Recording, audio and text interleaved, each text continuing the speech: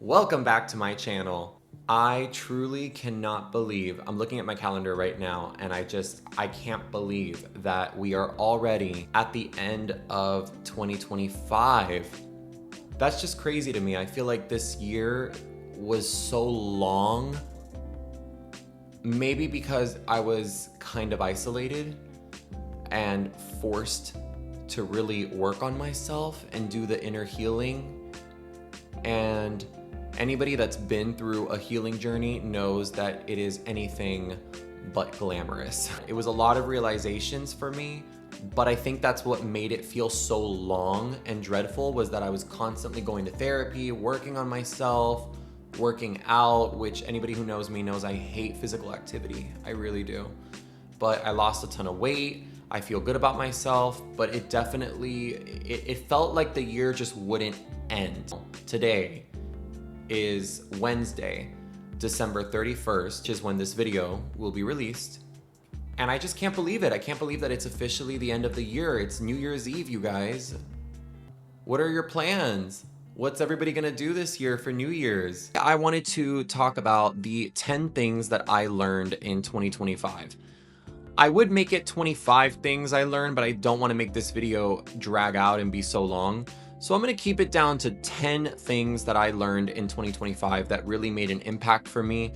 And yeah, just taught me a lot about myself, and I learned a lot about boundaries, that's for sure. But yeah, I'm going to give you a list of 10 things that I learned this year in 2025 that hopefully you and I can both take into 2026. Starting off strong with number 1, peace is a skill, not a personality trait. And what I mean by that is I learned that peace doesn't just happen. It's built through boundaries, routines, the hard choice to walk away from something that drains you, or a toxic relationship that can be platonic or romantic. As long as you learn to walk away from it, you'll live a much happier life. Number 2, outgrowing people doesn't make you ungrateful. I say that to say because I'm somebody that really cherishes friendships. I take my friendships very seriously, and I've had to learn to walk away from a lot of toxic friendships.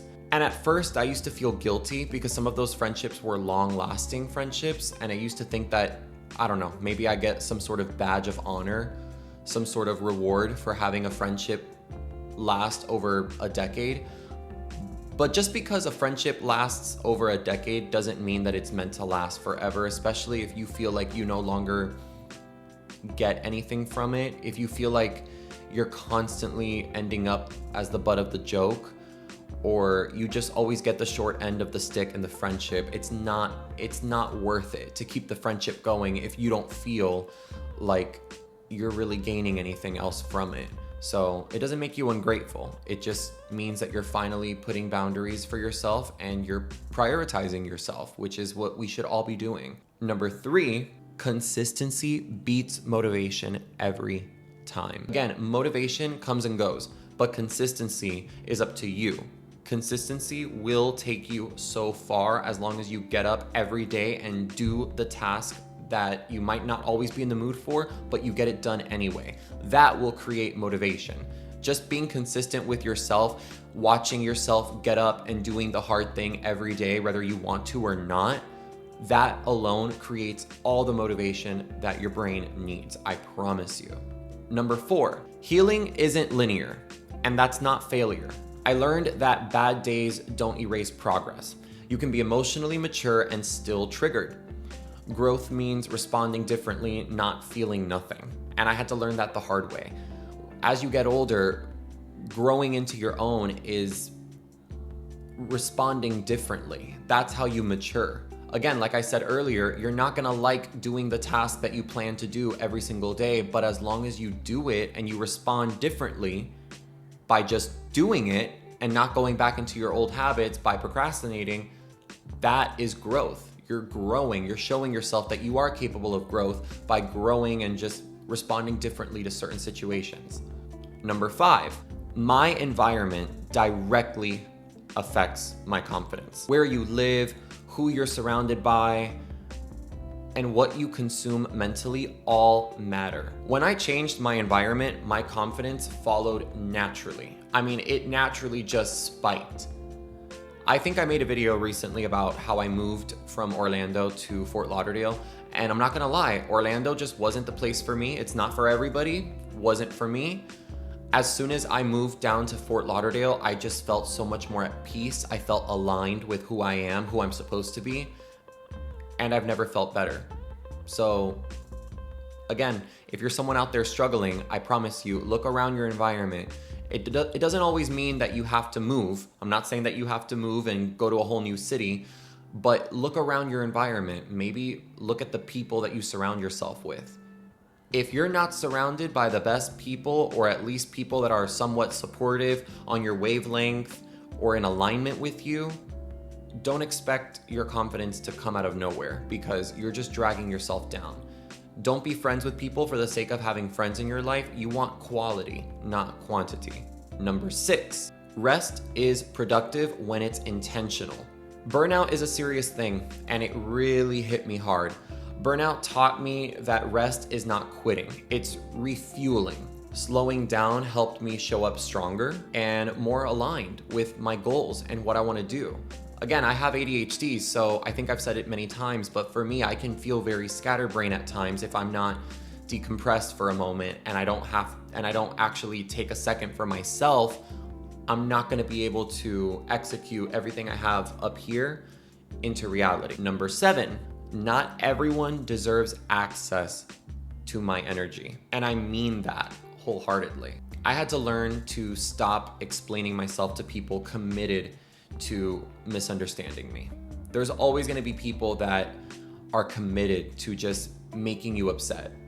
Sort of like rage bait, but like in a way it's kind of worse. Not everybody has to have access to you.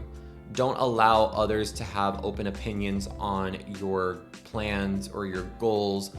I wouldn't even tell anyone about your plans or goals until it's done, because you never know who's around you who has the best intentions or negative energy that they're ready to give to you. You got to be very mindful with who you tell your secrets to, your plans, your goals. Just be very careful with the people around you and don't give access to just anybody. Number 8, discomfort is a sign of evolving. The moment that scared me the most was starting over, being alone, betting on myself. All of those were signs that I was expanding, not failing.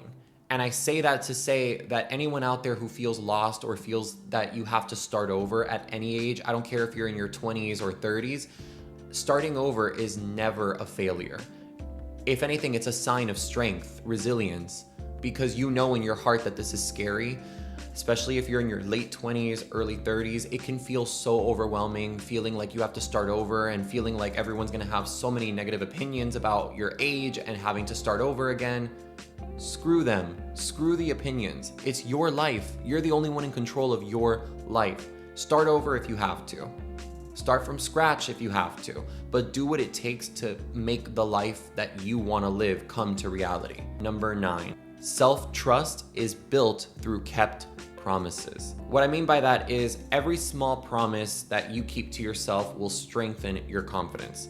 Discipline will become self-love in action the longer you do it. In order to trust yourself and understand that you know what you're doing, every step you make, every step that you take is the right step, as long as you trust yourself and believe in yourself. And that's where confidence comes in.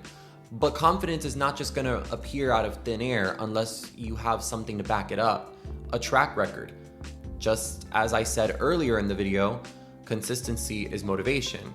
And with consistency also comes self-confidence, self-trust. No one talks about self-trust. Confidence is one thing, but trusting yourself, trusting in the fact that you are confident enough to make a hard decision alone, you gotta trust yourself in that. But when you notice that you have consistency, motivation, discipline, all that will reflect in your confidence. So trust the process, because you got this. And lastly, number 10, I don't need to be healed to be worthy of joy. And neither do you. What I mean by that is, for example, I had to learn Happiness isn't a reward for perfection, because I'm allowed to enjoy life while still growing, learning, and figuring things out. So are you. You're allowed to make mistakes. You're allowed to fall off the horse and then get right back on. You're allowed to pivot, whether you want to pivot careers or environments or friends or relationships. You're allowed to do that. You don't have to wait till you're 100% healed. Are we ever healed? I don't think so. We're human beings. We're ever evolving. So no one's ever fully healed, but you're more self-aware. That's how I like to call it. I don't think I'm ever going to be truly healed, but I think moving forward, I will be more self-aware of the decisions I make and the people I let around me. So yeah, that's basically all the 10 things, the top 10 things at least, that I learned in 2025. There's plenty more, and I can make more videos about that later if you guys want, but I think the top 10 kind of seals the deal for me. If 2025 taught me anything, it's that growth doesn't always look loud, but it always feels honest. And I'm ending this year proud of who I became, even if I'm still becoming.